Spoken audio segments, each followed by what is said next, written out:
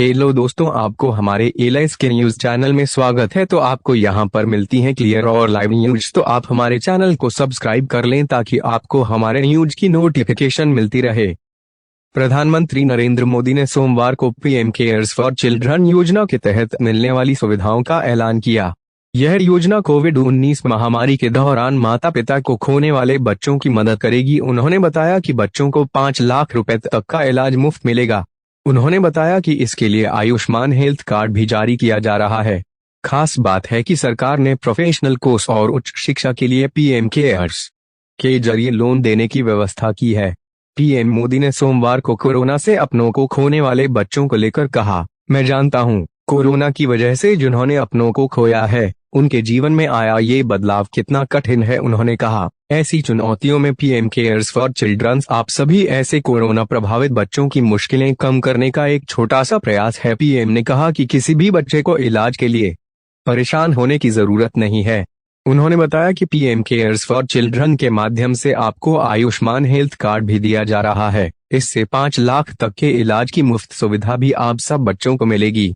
इसके अलावा सरकार ने छात्रों को स्टाइपेंड और आर्थिक मदद देने का ऐलान किया है। उन्होंने कहा, अगर किसी को प्रोफेशनल कोर्स के लिए, हायर एजुकेशन के लिए एजुकेशन लोन चाहिए होगा तो पीएम केयर्स उसमें भी मदद करेगा। रोजमर्रा की दूसरी जरूरतों के लिए अन्य योजनाओं के माध्यम से उनके लिए 4,000 रुपए हर महीने की व्यवस्था भी की गई है। उन्होंने कहा, ऐसे बच्चे जब अपने स्कूल की पढ़ाई पूरी करेंगे तो आगे भविष्य के सपनों के लिए और भी पैसों की जरूरत होगी। इसके लिए 18 से 23 साल के युवाओं को हर महीने स्टाइपेंड मिलेगा और जब आप 23 साल के होंगे तब 10 लाख रुपए आपको एक साथ मिलेंगे। प्रधानमंत्री कार्यालय के अनुसार प्रधानमंत्री द्वारा 29 मई 2021 को कोविड-19 महामारी की वजह से 11 मार्च 2020 से 28 फरवरी 2022 की अवधि के दौरान अपने माता पिता दोनों या कानूनी अभिभावक या दत्तक माता पिता या जीवित माता पिता को खोने वाले बच्चों की सहायता करने के उद्देश्य से पीएम केयर्स फॉर चिल्ड्रन योजना शुरू की गई थी। विज्ञप्ति में आगे बताया गया, इस योजना का उद्देश्य बच्चों के रहने एवं खाने की व्यवस्था करना, शिक्षा एवं छात्रवृत्ति के माध्यम से उन्हें सशक्त बनाना, उनके आत्मनिर्भर अस्तित्व के लिए 23 वर्ष की आयु प्राप्त करने पर उन्हें 10 लाख रुपए की वित्तीय सहायता से लैस करके और स्वास्थ्य बीमा के माध्यम से उनका कल्याण सुनिश्चित करते हुए उनकी व्यापक देखभाल और सुरक्षा सुनिश्चित करना। तिहाड़ जेल में बंद गैंगस्टर लॉरेंस बिश्नोई के वकील ने पटियाला कोर्ट में एक याचिका दाखिल की है। याचिका में वकील ने लॉरेंस की सुरक्षा बढ़ाने की मांग की है। कहा गया है कि जेल में लॉरेंस बिश्नोई की जान को खतरा है। वकील ने कहा कि डर है कि पंजाब पुलिस जेल में लॉरेंस का एनकाउंटर कर सकती है या फिर विरोधी गैंग लॉरेंस पर हमला कर सकते हैं, इसलिए उनकी सुरक्षा बढ़ाई जाए। लॉरेंस बिश्नोई के वकील ने याचिका दाखिल कर अपील की है कि उसे पंजाब पुलिस की कस्टडी में न भेजा जाए। वकील की ओर से आशंका जताई गई है कि पंजाब पुलिस कस्टडी की मांग कर लॉरेंस का एनकाउंटर कर सकती है या फिर उसके विरोधी गैंग हमला कर सकते हैं, लिहाजा जेल में उसकी सुरक्षा बढ़ाई जाए। बता दें कि रविवार को पंजाब के मानसा में हुई पंजाबी गायक सिद्धू मूसेवाला की हत्या जिम्मेदारी लॉरेंस बिश्नोई गैंग ने ली है। दिल्ली पुलिस की स्पेशल टीम ने इस मामले में सोमवार को लॉरेंस बिश्नोई से पूछताछ भी की है और उसके बैरक की तलाशी भी ली। हालांकि तलाशी के दौरान लॉरेंस के बैरक से पुलिस को कुछ नहीं मिला। पुलिस को पता चला है कि मूसेवाला हत्याकांड की प्लानिंग तिहाड़ जेल में रची गई थी। Punjab based gangster Lawrence Bishnoi gang के एक फेसबुक पेज ने हमले की जिम्मेदारी ली। कहा गया कि सिद्धू की हत्या की जिम्मेदारी लॉरेंस और उनका भाई गोल्डी बराड़ लेते हैं। बता दें कि लॉरेंस कुख्यात गैंगस्टर है जो फिलहाल तिहाड़ जेल में बंद है। उसके नीचे करीब 700 गुर्गे काम करते हैं। वहीं गोल्डी कनाडा बेस्ड गैंगस्टर है। सिद्धू मूसेवाली की हत्या के बाद पुलिस ने बताया कि हमले में कुल 3 हथियारों का इस्तेमाल किया गया था। ये हथियार कौन कौन से थे, इनकी जांच अभी जारी है। लॉरेंस बिश्नोई ने सिद्धू की हत्या करवाई क्यों? इसके पीछे 7 अगस्त 2021 को हुए विक्की मिदुखेड़ा मर्डर को वजह बताया जा रहा है, जिसका बिश्नोई गैंग बदला लेना चाहता था। विक्की लॉरेंस का करीबी था। दविंदर बम्बीहा गैंग ने उसका मर्डर करवा दिया था। आरोप है कि मिडुखेड़ा हत्याकांड में शामिल शूटरों को मूसेवाला ने पनाह दी थी, जिसका बदला बिश्नोई गैंग ने लिया। कौन है लॉरेंस बिश्नोई? पंजाब के फजला के अबोहर इलाके का रहने वाला कुख्यात गैंगस्टर लॉरेंस बिश्नोई साल 2018 में उस वक्त सुर्खियों में आ गया जब उसने जेल में बंद रहते हुए बॉलीवुड अभिनेता सलमान खान को जान से मारने की धमकी दी थी। इतना ही नहीं, इसके गैंग से जुड़े कुछ शूटर को हरियाणा पुलिस ने गिरफ्तार भी किया था। ये शूटर मुंबई में सलमान खान के घर की रेकी करने गए। पंजाबी सिंगर सिद्धू मूसेवाला की अचानक हुई मौत ने इंडस्ट्री को हैरान परेशान कर दिया है। 29 मई को पंजाब के मनसा स्थित जवाहर के गांव के पास सिद्धू की गोली मारकर हत्या कर दी गई। इस हादसे के बारे में सुनकर देश भर की रूह कांप गई है। अब टीवी एक्टर करण कुंद्रा ने इस खबर पर रिएक्ट किया है। करण ने की सिद्धू के बारे में बात। करण कुंद्रा इन दिनों रियलिटी शो डांस दीवाने जूनियर्स को होस्ट कर रहे हैं। ऐसे में शो के सेट पर उनसे पेपराजी ने बातचीत की। करण ने सिद्धू मूसेवाला की मौत की खबर पर अपना रिएक्शन देते हुए कहा, हाँ यार, अच्छा नहीं हुआ। मुझे तो ज्यादा अजीब ये बात लगी कि ऐसे दिन दहाड़े चीजें हो रही हैं और वो भी पंजाब में। ये वो पंजाब है जो हमें याद है। करण ने सिद्धू मूसेवाला की मौत पर दुख जताते हुए ट्वीट किया था। उन्होंने कहा कि सबसे दुख की बात यह है कि एक मां ने अपना बेटा खो दिया है। करण ने यह भी कहा कि सोशल मीडिया पर सिद्धू की मौत का वीडियो वायरल हो रहा है। यह वीडियो दिल दुखाने वाला है। करण कहते हैं, पंजाब में यह चीजें जो दिन दहाड़े हो रही हैं, ऐसे गोलियां चल रही हैं, मुझे समझ नहीं आ रहा है। ये हिंदुस्तान में ऐसे बंदूकें देने की इजाजत नहीं है। मुझे माफ करना, लेकिन ये अफगानिस्तान नहीं है कि यहाँ कुछ भी उठाकर लेकर घूम रहे हैं। करण कुंद्रा ने सिद्धू मूसेवाला के निधन पर ट्वीट किया था, पंजाब से बेहद बुरी खबर आई है। यह बिल्कुल भी सही नहीं है। सिद्धू मूसेवाला तुम लेजेंड थे। मैं दुखी और गुस्सा हूँ। करण कुंद्रा के अलावा शहनाज गिल, कपिल शर्मा, जैस्मिन भसीन, अली गोनी, विशाल डडलानी, मीका सिंह और अन्य सेलेब्स ने ट्वीट कर शौक जताया था। 28 साल के सिद्धू मूसेवाला अपनी जीप में थे जब उन पर कुछ अनजान लोगों ने गोलियों से वार किया। खबरों के मुताबिक सिद्धू को 30 गोलियां लगी थीं। उन्हें तुरंत अस्पताल लेकर जाया गया था, जहां उन्होंने दम तोड़ दिया था। कनाडा के गैंगस्टर गोल्डी बराड़ ने सिद्धू की मौत की जिम्मेदारी ली है। सिद्धू मूसेवाला हत्याकांड में अब दूसरे पंजाबी सिंगर मनकीरत औलख का नाम उछल रहा है। गैंगस्टर दविंदर बम्बीहा और विक्की गॉन्डर ग्रुप ने औलख का नाम लिया है। इसमें शक जताया गया है कि औलख गैंगस्टर लॉरेंस का करीबी है। पंजाबी म्यूजिक इंडस्ट्री में आपसी दुश्मनी के चलते यह हत्या कराई गई है। पुलिस इस मामले में सिंगर मनकीरत औलख से पूछताछ कर सकती है। इस मामले में अभी तक औलख का कोई पक्ष सामने नहीं आया है। मूसेवाला की हत्या के बाद दविंदर बम्बीहा ने सोशल मीडिया पर पोस्ट डाली। इसमें कहा कि लॉरेंस और गोल्डी बराड़ ने मूसेवाला को मारकर गलत किया है। इस कत्ल में सिंगर मनकीरत औलख का पूरा हाथ है। वह सारे सिंगर्स से पैसे इकट्ठा करता है। वह उनकी पर्सनल इंफॉर्मेशन लॉरेंस को देता है। मनकीरत औलख को सिक्योरिटी दी हुई है। बिना बात के मूसेवाला की सिक्योरिटी छीनकर शोर मचा दिया गया। मूसेवाला का किसी गैंगस्टर से कोई कांटेक्ट नहीं था। विक्की गॉन्डर ग्रुप ने लिखा कि सिद्धू मूसेवाला का कत्ल रुपयों के लिए हुआ है। इसके पीछे सिंगर मनकीरत औलख है। जितने भी सिंगर हैं, मनकीरत औलख उन सब की पर्सनल इंफॉर्मेशन गैंगस्टर लॉरेंस और गोल्डी बराड़ के साथ शेयर करता था। मनकीरत औलख की सिक्योरिटी क्यों वापस नहीं ली गई? उत्तर प्रदेश के चित्रकूट में सोमवती अमावस्या के अवसर पर दर्शन पूजन करने आए लोगों की जिंदगी पर रफ्तार का कहर भारी पड़ गया। मंदाकिनी स्नान कर अपने घर वापस जा रहे श्रद्धालुओं की बस को प्रयागराज की ओर से आ रही तेज रफ्तार बोलेरो ने टक्कर मार दी, जिसकी वजह से बोलेरो ड्राइवर और बस में सवार 4 श्रद्धालुओं की मौत हो गई और लगभग 12 लोग घायल हो गए। यह टक्कर इतनी जबरदस्त थी कि बोलेरो के परखच्चे उड़ गए। हादसे की सूचना पाकर चित्रकूट के पुलिस और प्रशासनिक अधिकारी मौके पर पहुंचे। उन्होंने घायलों को इलाज के लिए अस्पताल में एडमिट करवाया। दरअसल सोमवती अमावस्या के दिन चित्रकूट की मंदाकिनी नदी में स्नान पर भगवान कामनाथ के दर्शन पूजन के लिए भारी तादाद में श्रद्धालु आए हुए थे। दोपहर बाद अपने घरों को वापस जाने वाले लोगों की अत्यधिक भीड़ हो गई थी।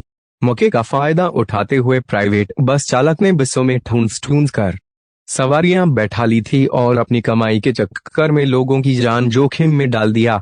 प्राइवेट बस चालकों की यह करतूत लोगों की जिंदगी पर भारी पड़ गई। यह भीषण सड़क दुर्घटना राष्ट्रीय राजमार्ग 35 में चित्रकूट के जिला मुख्यालय करवी से सटे खो गांव के पास घटित हुई। फिलहाल कई एम्बुलेंस बुलाकर पुलिस ने घायलों को इलाज के लिए चित्रकूट के निजी अस्पताल में भर्ती कराया गया और दुर्घटना में जान गंवाने वाले लोगों के शवों को पोस्टमार्टम के लिए भेज दिया गया। मृतकों की अभी शिनाख्त नहीं हो पाई है। चित्रकूट के जिलाधिकारी ने जिला अस्पताल पहुंचकर घायलों का हाल चाल जानने के बाद डॉक्टरों को उनके अच्छे इलाज के लिए निर्देश दिया। रूस के एक खुफिया अधिकारी ने दावा किया है कि राष्ट्रपति व्लादिमीर पुतिन को डॉक्टरों ने 3 साल का वक्त दिया है। कैंसर धीरे धीरे बढ़ रहा है और इस वजह से उनकी आंखों की रोशनी भी जा रही है। बता दें कि पिछले कुछ दिनों से मीडिया में इस तरह की खबरें आ रही हैं कि राष्ट्रपति पुतिन की सेहत दिनों दिन खराब हो रही है। हालांकि रूस के विदेश मंत्री सर्जेई लावरोव इस बात को सिरे से खारिज कर दिया कि पुतिन बीमार हैं। सर्जेई ने कहा कि राष्ट्रपति पुतिन के अंदर बीमारी का कोई लक्षण नहीं है। मीडिया रिपोर्ट्स के मुताबिक एक एफएसबी ऑफिशियल ने यूके में रहने वाले रूस के पूर्व जासूस कारेपिकोव को संदेश भेजकर यह जानकारी दी थी। इस संदेश में लिखा गया था, हमें बताया गया है कि उन्हें जोर सिर दर्द होता है।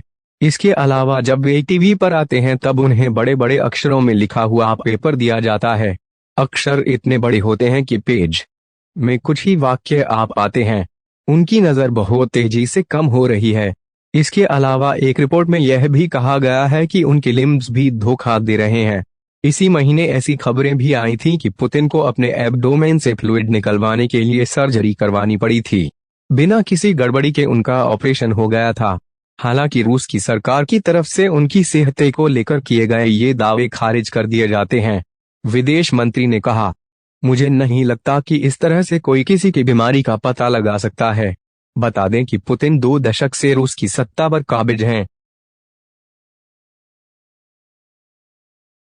संघ लोक सेवा आयोग सिविल सर्विसेज 2021 का फाइनल रिजल्ट आ चुका है। 685 उम्मीदवारों ने इस बार परीक्षा पास की है।